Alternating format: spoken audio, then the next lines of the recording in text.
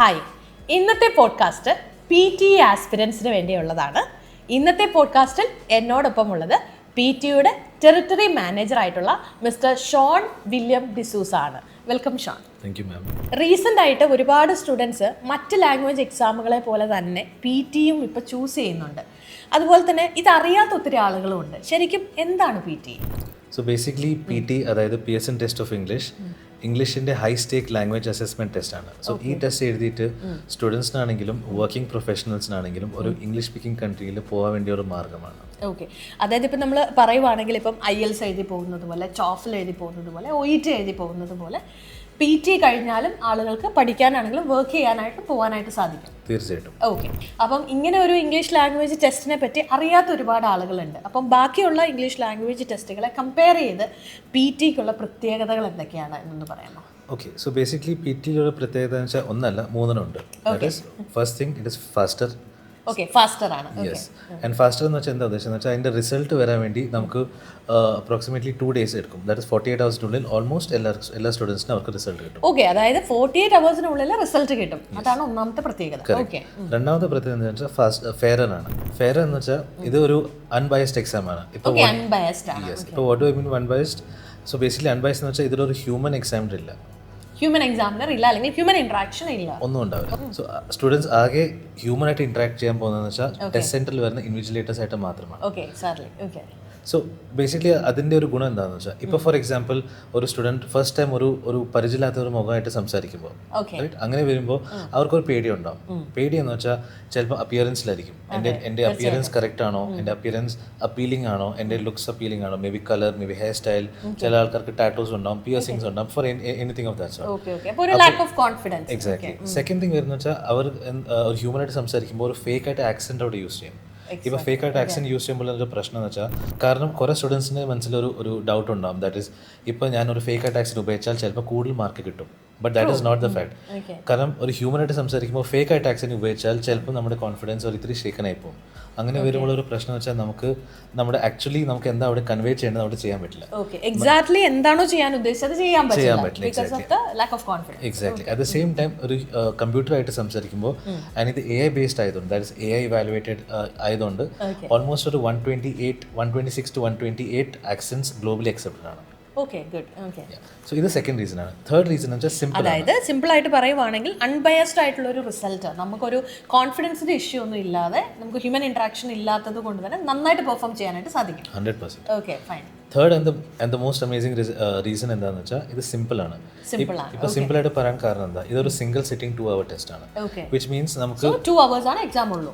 Which means at A single sitting, അതായത് once exam centre പോകുമ്പോൾ exam start കഴിഞ്ഞിട്ട് within 2 hours of ടൈമിൽ നമുക്ക് എൻറ്റയർ എക്സാം തീർക്കാൻ പറ്റും. ഓക്കെ, അതായത് 4 മോഡ്യൂളും 2 hours കൊണ്ട് ഫിനിഷ് ചെയ്യാനായിട്ട് പറ്റും. ഓക്കെ, ഇതിന് ഒരു ബാക്കി എക്സാംസ് വെച്ച് കമ്പയർ ചെയ്യുമ്പോൾ എന്ന് വെച്ചാൽ അവിടെ ചിലപ്പോൾ സ്പീക്കിന് വേണ്ടി നമുക്ക് വേറെ ദിവസം എക്സാം സെന്റർ പോകേണ്ടി വരും. എക്സാക്ട്ലി, അത് വേറെ ടൈമിൽ എന്തായാലും പോകേണ്ടി വരും. ആ ഒരു എക്സ്റ്റെൻഡഡ് അവേഴ്സ് എന്തായാലും അവിടെ ഇരിക്കേണ്ട ആവശ്യമില്ല. ഓക്കെ, അപ്പോൾ ഈ 4 മോഡ്യൂളുകൾ നമുക്ക് 2 hours തന്നെ ഫിനിഷ് ചെയ്യാനായിട്ട് സാധിക്കും. Okay, excellent. ഇപ്പം ഷോൺ ഓൾറെഡി പറഞ്ഞു അല്ലേ, PTE അൺബയസ്ഡ് ആണ്, അല്ലെങ്കിൽ ഫെയറർ ആണ് റിസൾട്ട് എന്ന് പറഞ്ഞു. എസ്പെഷ്യലി സ്പീക്കിംഗ് എന്ന് പറയുന്ന മൊഡ്യൂളിന്റെ കാര്യത്തിൽ അതെങ്ങനെയാണെന്ന് ഒന്നും കൂടെ ഒന്ന് ക്ലിയർ ആയിട്ട് പറയാമോ? Sure ma'am. അപ്പോൾ അതിനുവേണ്ടി ഞാനൊരു എക്സാമ്പിളാണ് ഞാൻ പറയാം. ഫോർ എക്സാമ്പിൾ ഞാനൊരു ഹ്യൂമൻ എക്സാമിനാണ് കുട്ടിക്കും. റൈറ്റ്, എൻ്റെ ഇന്നത്തെ ദിവസത്തിൽ എന്തെങ്കിലും ഒരു നെഗറ്റീവ് എക്സ്പീരിയൻസ് ഉണ്ടായിട്ടുണ്ട്, അതായത് എന്നെ മെൻ്റലി അല്ലെങ്കിൽ ഇമോഷണലി ഡിസ്റ്റർബ് ചെയ്യാൻ വേണ്ടി ഒരു എക്സ്പീരിയൻസ് എന്തെങ്കിലും ഉണ്ടായിട്ടുണ്ടാവും. Could be as simple as maybe ഒരു ചെറിയൊരു ഫൈറ്റ് ഉണ്ടാവും, വഴക്കുണ്ടാവും, അല്ലെങ്കിൽ ഞാൻ ടെസ്റ്റ് സെൻറ്ററിൽ അവിടെ എത്തുന്ന മുന്നേ വരെ എന്തെങ്കിലും ഒരു ഇഷ്യൂസ് ഉണ്ടായിട്ടുണ്ടാവും. അത് മാമിൻ്റെ കാഴ്ചയിൽ അത് എൻ്റെ അന്നത്തെ ഇവാലുവേഷൻ സ്കിൽസിനെ ബാധിക്കുമോ? സാധ്യതയുണ്ട്, ഉറപ്പാണ്. കാരണം വെച്ചാൽ നമ്മൾ at the end of the humans ആണ്. എക്സ്റ്റേണൽ ഫാക്ടേഴ്സിന്റെ ഒരു ഇമ്പാക്ട് തീർച്ചയായിട്ടും ഉണ്ടാവും. മറിച്ച് PTE എന്ന് വെച്ചാൽ ഒരു ഹ്യൂമൻ എക്സാം ഇല്ലാത്തതുകൊണ്ട് ഇത് 100% AI ഇവാലുവേറ്റഡ് ആണ്. വിച്ച് മീൻസ് അതായത് ടെസ്റ്റ് റൺ ചെയ്യുന്നത് അല്ലെങ്കിൽ ഇവാലുവേഷൻ ചെയ്യുന്നത് ആൽഗോരിതം ബേസ്ഡ് ആണ്. അതായത് നിങ്ങളുടെ ആൻസർ കറക്റ്റ് ആണെങ്കിൽ സ്കോർ ഉണ്ടാവും, തെറ്റാണെങ്കിൽ സ്കോർ ഉണ്ടാവത്തില്ല. ഹ്യൂമൻ ആണെങ്കിൽ അതിൻ്റെ ഒരു വ്യത്യാസം എങ്ങനെ വരുന്നത് വെച്ചാൽ ആ ഒരു സമയത്ത് ഇപ്പോൾ ഫോർ എക്സാമ്പിൾ നിങ്ങളുടെ ആൻസർ കറക്റ്റ് ആണെങ്കിൽ സ്കോർ ഉണ്ടാവും, ആൻസർ തെറ്റാണെങ്കിൽ സ്കോർ ഉണ്ടാവില്ല. പക്ഷേ കറക്റ്റ് ആണെങ്കിൽ അത് എങ്ങനെ ബെറ്റർ ആക്കാൻ നോക്കും. ഫോർ എക്സാമ്പിൾ അതിനുവേണ്ടി ഞാൻ ജസ്റ്റ് ഒരു എക്സാമ്പിൾ പറയാം. ഇപ്പോൾ സപ്പോസ് ഒരാൾ എന്നോട് ചോദിക്കുക വാട്ട് ഈസ് യുവർ നെയിം, ഞാൻ പറയാം my name is Shawn. Right, human എക്സാമിന് നോക്കുവാണെങ്കിൽ അവരുടെ കഴിച്ചാൽ ഇത് മാത്രം ഒരു കറക്റ്റ് ആൻസർ ആണ്. പക്ഷെ ഇത് പറയുന്ന പല രീതികളും കൂടെ ഉണ്ട്. Like I call myself Shawn, the name is Shawn, ഇതൊക്കെ എല്ലാം AI വെച്ച് നോക്കുമ്പോൾ അവർക്ക് അക്സെപ്റ്റബിൾ ആണ്, കറക്റ്റ് ആണ്. ബട്ട് ഹ്യൂമൻ വെച്ച് നോക്കുമ്പോൾ മൈ നെയിം ഇസ് ഷോൺ എന്ന് പറയുമ്പോൾ മാത്രം കറക്റ്റോട് ഇതാണ്. സോ ആ ഒരു മിസ്കൺസെപ്ഷൻ ഒക്കെ വരുമ്പോൾ, അതായത് പേഴ്സണൽ പ്രിഫറൻസ് അല്ലെ പേഴ്സണൽ ഇൻവോൾവ്മെന്റ് അതിനെ ബാധിക്കും. അതെ. മറിച്ച് AI ബേസ്ഡ് എക്സാം ആണെങ്കിൽ ഇങ്ങനത്തെ ഒരു എക്സ്റ്റേണൽ ഫാക്ടേഴ്സിന്റെ ഒരു ഇംപ്ലിക്കേഷൻസ് ഒന്നും ഉണ്ടാവത്തില്ല. അതുപോലെ തന്നെ ഇപ്പം നമ്മൾ കണ്ടു PT എന്ന് പറയുന്ന ഒരു എക്സാമിൽ 4 മൊഡ്യൂളുകളും 2 hours കൊണ്ട് ഫിനിഷ് ചെയ്യാൻ പറ്റുമെന്ന് പറഞ്ഞു അല്ലേ. എങ്ങനെയാണ് ഈ ഇത്രയും ചുരുങ്ങിയ ഒരു ടൈമിനുള്ളിൽ ഈ 4 മൊഡ്യൂളുകളും ഫിനിഷ് ചെയ്യാനായിട്ട് സാധിക്കുന്നത്? ഒന്ന് എക്സ്പ്ലെയിൻ ചെയ്യാമോ? സോ മാം, ഇതിന്റെ ആൻസർ എന്ന് വെച്ചാൽ 2 വേർഡ്സിലാണ്: ഇന്റഗ്രേറ്റഡ് ടാസ്ക്. ഓക്കെ. ഇപ്പോൾ ഇന്റഗ്രേറ്റഡ് ടാസ്ക് എന്താണെന്ന് വെച്ചാൽ, നമുക്ക് ചില ടാസ്ക് ഉണ്ടാവും, അതായത് ആ ഒറ്റ ടാസ്ക് അറ്റൻഡ് ചെയ്തിട്ട് നമുക്ക് at a time multiple skill assess ചെയ്യാൻ പറ്റും. For example, repeat sentence. ഇപ്പോൾ റിപ്പീറ്റ് സെന്റൻസിൽ എന്താ വരുന്നത്, അതായത് സിസ്റ്റത്തിന് ഒരു സെന്റൻസ് പറയും, യെസ്, അല്ലെങ്കിൽ ഒരു ചെറിയ ഫ്രേസ് ഉണ്ടാവും, അത് നമുക്ക് ആദ്യം കേട്ടിട്ട് നമുക്ക് റിപ്പീറ്റ് ചെയ്യണം. ഇതിന്റെ ഇവാലുവേഷൻ വരുന്ന വെച്ചാൽ അറ്റ് ദ സെയിം ടൈം ആ ഒറ്റ ഒരു ക്വസ്റ്റൻ അറ്റൻഡ് ചെയ്യുമ്പോൾ ആ ഒരു സ്റ്റുഡന്റിന്റെ ലിസ്ണിംഗ് സ്കിൽ ആൻഡ് സ്പീക്കിംഗ് സ്കില്ലിന്റെ ബേസിസിൽ അവിടെ ഇവാലുവേറ്റ് ചെയ്യും. ഇപ്പോൾ ഇതിൻ്റെ ഒരു യൂസേജ് എവിടെ വരുന്ന ലൈഫിൽ, ലൈക്ക് ഇപ്പോൾ നമ്മളിപ്പോൾ മാമായിട്ട് സംസാരിക്കുമ്പോൾ, ഇപ്പോൾ അറ്റ് ദിസ് ടൈം ഇപ്പോൾ ഞാൻ ഉപയോഗിക്കുന്ന സ്കില്ല് സ്പീക്കിംഗ് ആണ്. At the same time follow up ആയിട്ട് മാം എന്തെങ്കിലും ഒരു വേറെ ക്വസ്റ്റൻ ചോദിച്ചാൽ ഞാൻ ഉപയോഗിക്കുന്ന സ്കിൽ ലിസ്ണിംഗ് ആണ്. സെയിം തിങ് ലൈക്ക് വൈസ് ഒരു സ്റ്റുഡൻറ്റ് അല്ലെങ്കിൽ ഒരു വർക്കിംഗ് പ്രൊഫഷണൽ അല്ലെങ്കിൽ ആരെങ്കിലും വേറൊരു കൺട്രിയിൽ പോകുമ്പോൾ ഇംഗ്ലീഷിൽ അവിടുത്തെ ആൾക്കാരായിട്ട് സംസാരിക്കുമ്പോൾ at the same time use ചെയ്യുന്ന സെയിം സ്കില്ലാണ്. അതെ, തീർച്ചയായിട്ടും ലിസൺ ചെയ്തിട്ടാണ് റിപ്ലൈ ചെയ്യുന്നത്. എക്സാക്ട്ലി. സോ ഈ ഒരു ഇൻറ്റഗ്രേറ്റഡ് സ്കിൽസ് അല്ലെങ്കിൽ ഇൻറ്റഗ്രേറ്റഡ് ടാസ്ക്, അതായത് ഈ 2 സ്കിൽസിൻ്റെ ഒരു ഇവാലുവേഷൻ ഒറ്റ ഒരു ടാസ്കിൽ ചെയ്യുന്നതാണ് നമ്മുടെ എക്സാമിൻ്റെ ഒരു സീക്രട്ട്. അതായത് ഈ ഒരു റീസൺ കൊണ്ട് എൻറ്റയർ എക്സാം 4 മോഡ്യൂൾ നമുക്ക് ചുരുങ്ങിയ സമയത്ത് 2 hours ചേർക്കാൻ പറ്റും. ഇപ്പം ഷോൺ പറഞ്ഞതുപോലെ ഇപ്പോൾ റിപ്പീറ്റ് സെന്റൻസ് എന്ന് പറയുമ്പോൾ അതിനകത്ത് ലിസണിങ്ങിന്റെ സ്കോറും അതുപോലെ തന്നെ സ്പീക്കിങ്ങിന്റെ സ്കോറും ഒരുമിച്ച് അസസ് ചെയ്യാനായിട്ട് സാധിക്കും. എക്സാക്ട്ലി. ഓക്കെ. ഇപ്പോൾ എനിക്ക് തോന്നുന്നു ഷോൺ, ഈ ഒരു പോഡ്കാസ്റ്റ് കണ്ടുകൊണ്ടിരിക്കുന്ന ഒരുപാട് നഴ്സുമാരുണ്ട്. അപ്പോൾ അവരുടെ തന്നെ മെയിൻ ആയിട്ടുള്ള ഒരു ഡൗട്ടാണ് ഞാൻ ചോദിക്കാൻ ഉദ്ദേശിക്കുന്നത്. കാരണം ഇപ്പം ഓസ്ട്രേലിയയിലോട്ടാണെങ്കിലും അതുപോലെ തന്നെ US-ലോട്ടാണെങ്കിലും ഒരുപാട് നഴ്സസ് NCLEX കംപ്ലീറ്റ് ചെയ്തതിന് ശേഷം ഏതെങ്കിലും ഒരു ലാംഗ്വേജ് എക്സാം ക്ലിയർ ചെയ്തിട്ടാണ് പോകുന്നത്. അപ്പോൾ അങ്ങനെ അവർക്ക് പ്രോസസ്സിങ് ചെയ്യാനായിട്ട് PT അക്സെപ്റ്റഡ് ആണ്? 100% അക്സെപ്റ്റഡ് ആണ്. കാരണം എന്ന് വെച്ചാൽ US അല്ലെങ്കിൽ ഓസ്ട്രേലിയയുടെ നഴ്സിംഗ് ബോഡീസ് അല്ലെങ്കിൽ nursing government body PT accept ചെയ്യുന്നുണ്ട്. അപ്പോൾ ഈ 2 കൺട്രീസിൽ നഴ്സസിനെ പഠിക്കാനാണെങ്കിലും ശരി, ജോലി ചെയ്യാനാണെങ്കിലും ശരി, PT എന്ന് പറഞ്ഞ ടെസ്റ്റ് അവർക്ക് എതിര് പോകാൻ പറ്റും. ഓക്കെ. അപ്പം US അല്ലെങ്കിൽ ഓസ്ട്രേലിയയിലോട്ട് പോകാനായിട്ട് NCLEX-നോടൊപ്പം ബാക്കിയുള്ള ലാംഗ്വേജ് എക്സാമിനോടൊപ്പം തന്നെ PT ക്ലിയർ ചെയ്താലും അവർക്ക് പോകാനായിട്ട് സാധിക്കും. തീർച്ചയായും.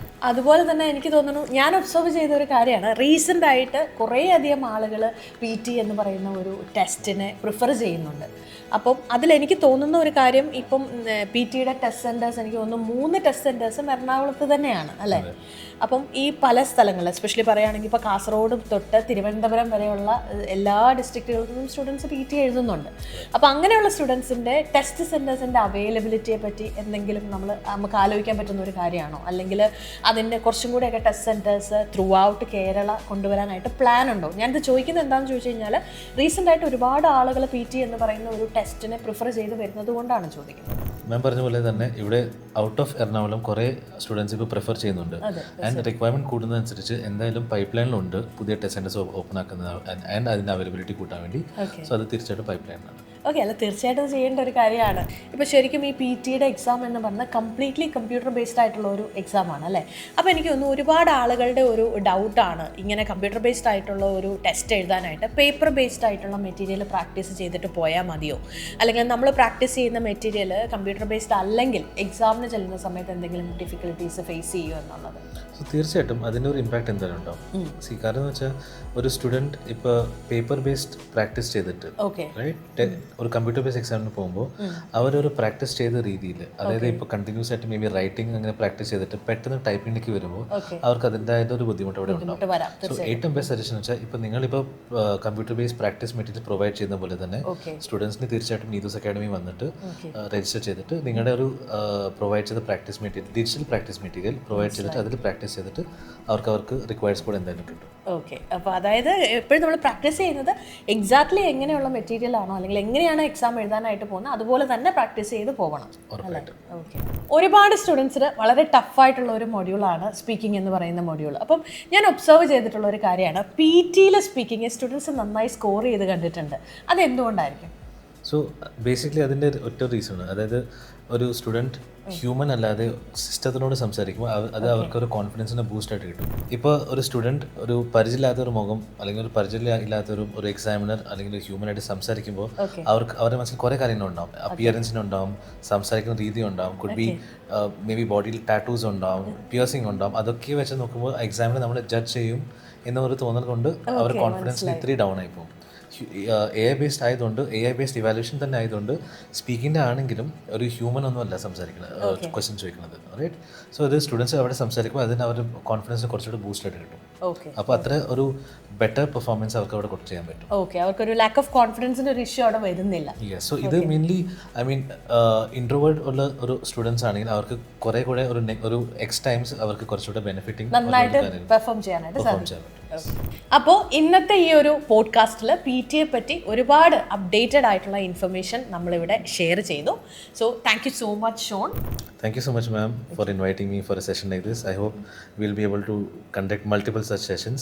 Sure. And to all the students, I'd like to say that for anything that you need in terms of guidance or mentorship, please feel free to reach out to Neethus Academy. They'll be able to be of best help to you. Thank you. Thank you.